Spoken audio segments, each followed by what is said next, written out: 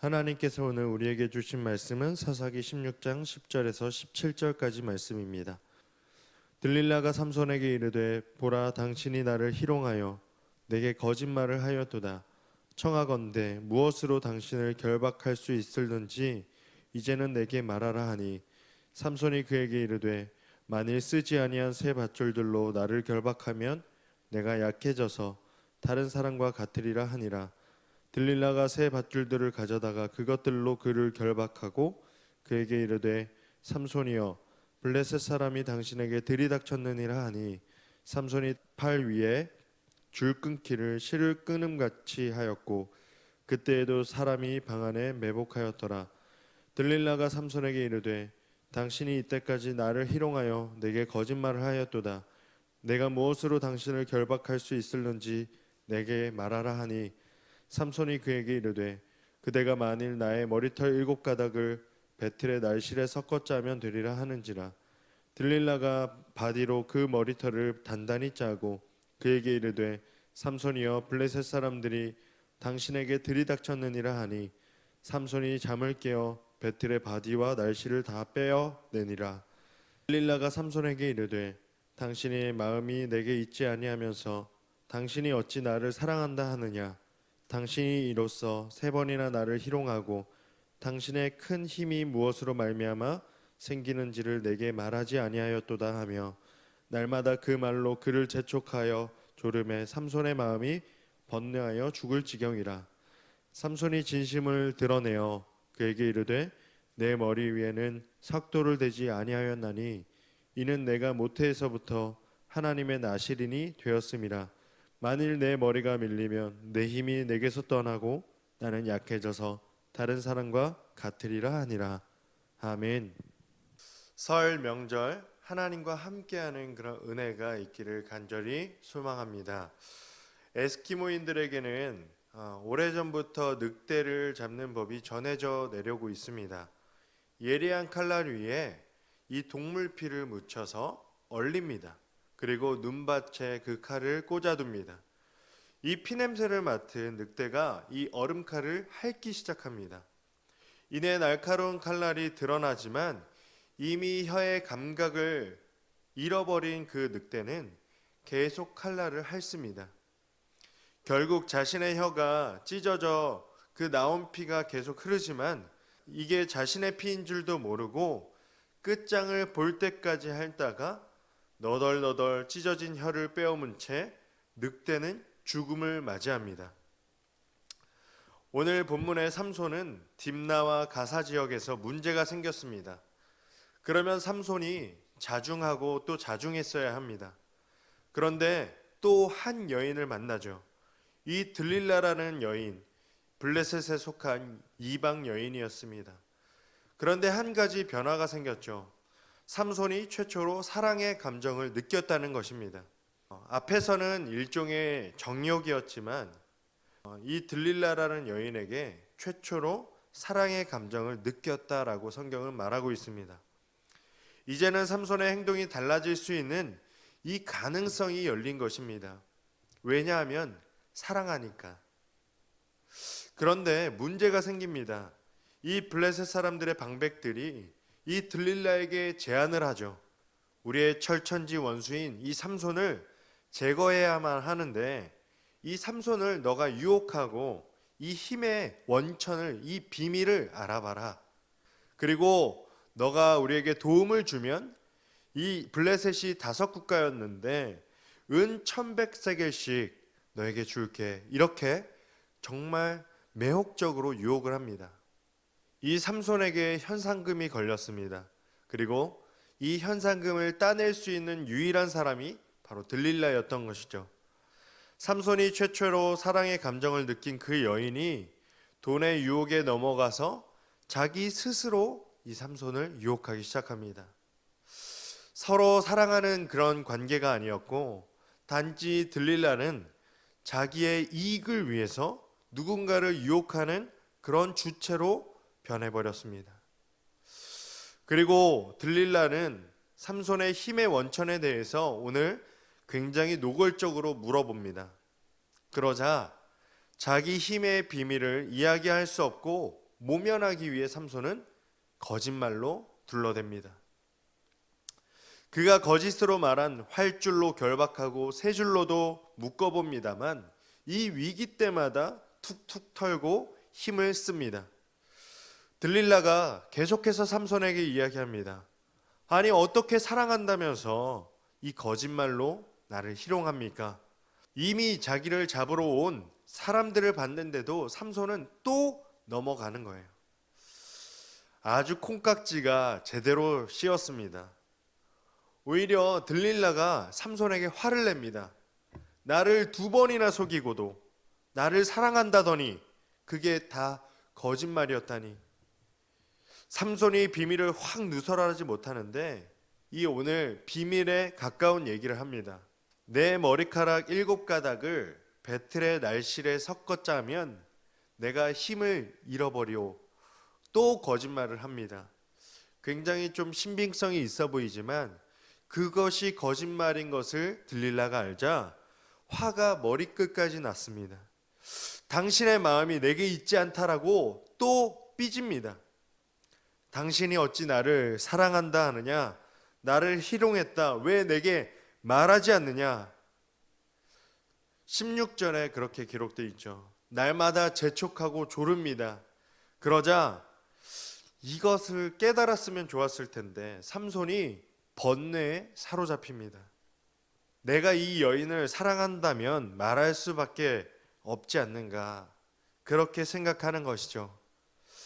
여러분, 죄는 집요합니다. 항상 끝을 보게 됩니다. 이 삼손이 견디다 못해 오늘 그 진실을, 힘의 원천의 비밀을 밝혀냅니다.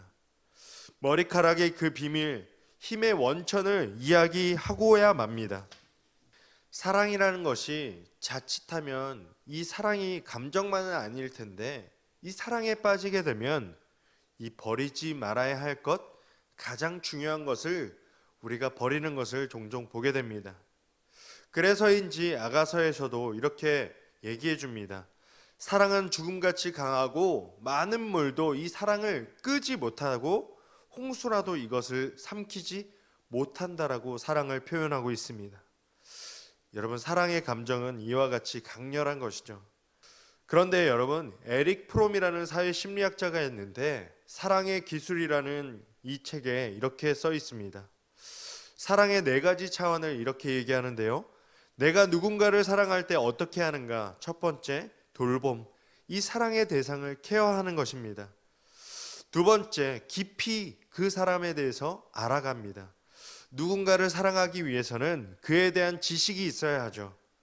누군가를 사랑하게 되면 이 누군가에 대한 지식을 가져야 하는데 어디에 태어나고 누가 뭘 좋아하고 그것이 아니라 정말 그가 바라는 것이 무엇인지, 그의 존재가 어디에서 기뻐하고 슬퍼하는지에 대해서 알아가는 것이 중요하다고 기록하고 있습니다.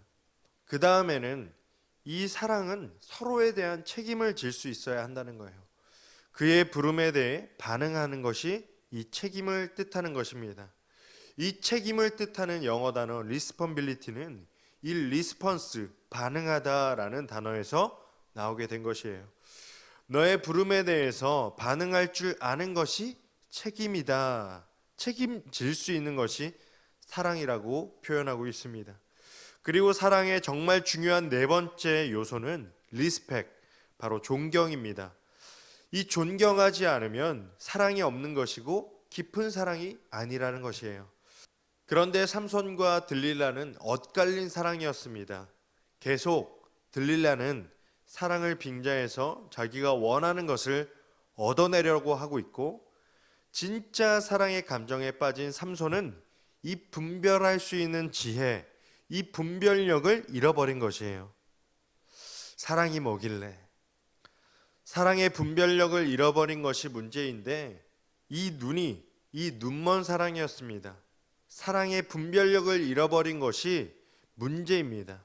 이 눈이 먼 이 삼손의 사랑, 내 마음이 음녀의 길로 치우치지 말라, 이 잠언서의 말씀처럼 이런 얘기가 삼손에겐 들리지 않는 것입니다. 마침내 자기의 비밀을 얘기했고 들릴라는 삼손을 자기 무릎 위에 앉힌 채 잠들게 한 다음에 결국 그의 머리를 밉니다. 들릴라가 말합니다. 20절 말씀입니다. 들릴라가 이르되 삼손이여 블레셋 사람이 당신에게 들이닥쳤느니라 하니 삼손이 잠을 깨며 이르기를 내가 전과 같이 나가서 몸을 떨치리라 하였으나 여호와께서 이미 자기를 떠나신 줄을 깨닫지 못하였더라. 이 들이닥친 블레셋 사람들 앞에서 삼손은 내가 전과 같이 내가 나와서 싸우리라 하는데 여호와께서 자기를 떠난 줄을 깨닫지 못합니다. 여러분, 이 삼손에게 뭐가 있냐면 자기의 불성실함에도 불구하고 하나님의 은혜가 계속될 것이라는, 지속될 것이라는 그런 막연한 믿음 가운데 있었다라는 것이에요. 나는 하나님의 뜻을 지속적으로 어기고 있지만 그럼에도 불구하고 하나님이 나를 버리지 않을 것이다 라는 그런 막연한 기대감이 그의 마음속에 있었다라는 것이에요. 사람들은 자기가 믿고 싶은 대로 믿죠. 우리가 성경을 봐야 하는 이유는, 분명한 이유는 내가 믿고 싶은 대로 믿지 않기 위함입니다. 우리가 성경을 보는 이유는 나의 중심성을 벗어나 하나님의 중심으로 서기 위함입니다. 믿으십니까? 아멘. 불행하게도 삼손은 그 사랑의 덫에 빠져 붙잡히죠. 그리고 블레셋 사람들에 의해서 그의 두 눈이 뽑히게 됩니다. 늘 아름다운 것, 외적인 아름다움만 추구했던 그 눈, 그러니 외적 대상을 향해 언제나 매혹의 마음을 빼앗겼던 그 눈, 아름다운 여인들만 좋아했던 그 호색에 빠졌던 그 두 눈이 뽑히게 됩니다. 그런데 성경에는 참 아이러니하게도 그 눈이 뽑힐 때 이 제3의 눈이 열리기도 합니다. 찬송가를 가장 많이 작곡한 작사가이자 시인으로 잘 알려진 여성 작곡가 페니 크로스비라는 분은 어렸을 때 하녀가 잘못해서 이 오염된 천으로 이 두 눈을 닦다가 시력을 잃고야 맙니다. 그런데 그녀는 이 주옥과 같은 찬송가 가사를 많이 써내려 갑니다. 우리에게 잘 알려진 예수를 나의 구주 삼고 예수께로 가면 나의 갈 길 다 간 후에 나의 영원하신 기업이 바로 그분의 찬송입니다. 그런 그녀가 이렇게 고백합니다. 만약 내가 앞을 보는 사람이었다라면 지금 보는 것을 못 봤을 것이다. 여러분, 두 눈 안 뽑히는 게 좋겠죠. 그런데 아이러니한 것이 그렇게 눈이 뽑혔을 때 삼손의 눈이 바깥을 향하지 않고 자기를 향하게 되었고 자기 속을 깊이 바라다 보니 하나님을 바라보게 된 것입니다. 하나님의 그 마음 아픔을 비로소 느끼고 깨닫게 되는 것입니다. 사랑하는 여러분, 지금 여러분은 무엇을 보고 있습니까? 우리에게 항상 그 마음 아픔이 이 삼손처럼 적절한 시간에 오지 않는 것이 우리의 큰 문제입니다. 적절한 시간이 불행을 겪은 다음에야 그것을 경험하는 것이 안타까운 우리 인간의 본성인 것 같습니다. 겸허히 하나님의 때를 깨닫는 은혜가 저와 여러분에게 있기를 간절히 소망합니다. 이 두 눈이 뽑힌 삼손에게 이 블레셋 사람들은 이 연자맷돌을 돌리게 합니다. 이 연자맷돌은 소나 말이 돌리던 거예요. 그런데 삼손에게 이 맷돌을 돌리게 했다는 것은 그들이 짐승처럼 대했다는 것입니다. 그런 끝난 것 같고 비참한 것 같은 이 삼손에게 그런데 하나님 은혜를 주십니다. 22절 말씀입니다. 그의 머리털이 밀린 후에 다시 자라기 시작하니라. 여러분, 삼손의 머리털이 다시 자라기 시작했습니다. 우리가 그저 생각하기로는 아니 시간 지나면 머리털 자라는 거 당연한 거 아닌가? 그 흔한 것을 성경이 기록한 것이 아니라 이 두 눈이 뽑힌 삼손이 바깥을 향해 있었고 외적인 것을 바라보았던 그의 시선을 거두어 비로소 자기를 보기 시작하였고 믿음의 눈으로 자기를 보기 시작하였고 하나님의 마음 아픔이 자기에게 느껴지기 시작하였고 깨닫기 시작하였고 그러자 하나님의 은혜가 그에게 다시 들어오기 시작한 것을 비유로 보여주고 있습니다. 사랑하는 여러분, 하나님께서는 깨닫고 다시 한번 하나님께 나아가는 그의 인생을 외면하지 않으셨습니다. 하나님께서는 버린 듯 하나 버리지 아니하시는 사실을 우리에게 오늘 말씀을 통하여 알려주십니다. 오늘도 우리의 한계 속에 하나님의 은혜가 깊이 깊어져 가고 하나님의 도우심에 끝이 없음을 깨닫는 은혜가 저와 여러분에게 있기를 간절히 소망합니다. 깨닫고 하나님께 더욱더 하나님의 그 사람으로 살아갈 수 있는 그 믿음의 주인공이 되기를 간절히 소망합니다. 아멘.